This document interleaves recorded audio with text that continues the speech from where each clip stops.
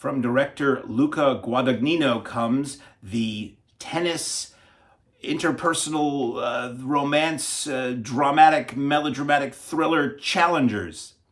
I'm incredibly late to the game. But again, if you have never seen this and the film's on streaming, you can listen to what I say and then immediately rush out to watch Ernest Scared Stupid. So, Challengers is set in the world of tennis. Zendaya stars as a young up-and-coming tennis star who meets up with two young, longtime pals who are up-and-coming tennis stars, and they're all in the tennis racket, if you will. They're all in the tennis world, and they're all up-and-coming stars. Have I said that enough? And something happens, and Zendaya is down for the count.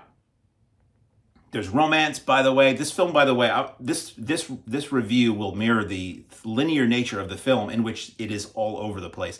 It starts in the present day, where Zendaya is married to one of these young tennis guys, and their marriage isn't great, and he's sort of on the skids, and he's going to play this match in this tournament to play lower people so that he can get his ranking up, or I don't really care or know about tennis, so there's a lot of that. And he winds up playing against his old best friend who has become estranged. And a stranger you will never meet. And it flashes back to when they were youths, and you find out that Zendaya was injured, and she had so okay.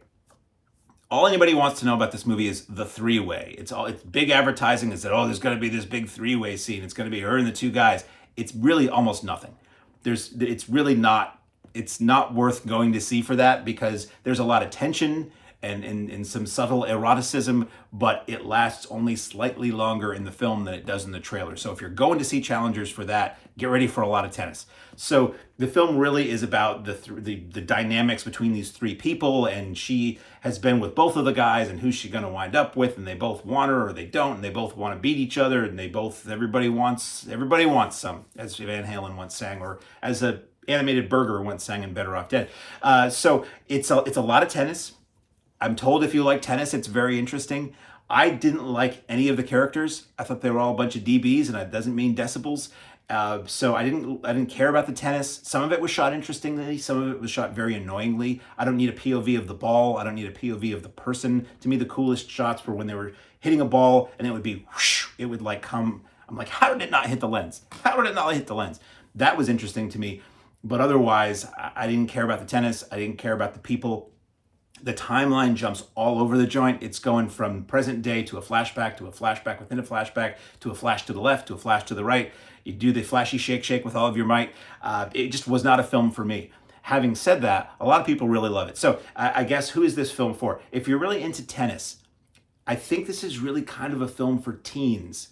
I kind of want to say it's a film for teen females, but I don't want to get ostracized for saying that, but I feel like that's the core audience. It's sort of like a teen drama, a little edgy teen drama. It's got a little cussing. It's got a little sauciness, but nothing really explicit in it.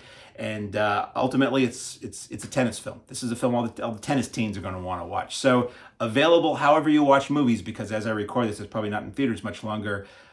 Oh yeah, and the director also did Call Me By Your Name and the Suspiria remake. So the man does quality work. And I'm not going to say this isn't a quality film. I just thought it was kind of cheesy, and I could not stand any of the characters or care about them, and I don't care about tennis. So, but otherwise than that, it was shot nicely. And it's a very, very windy town for some reason.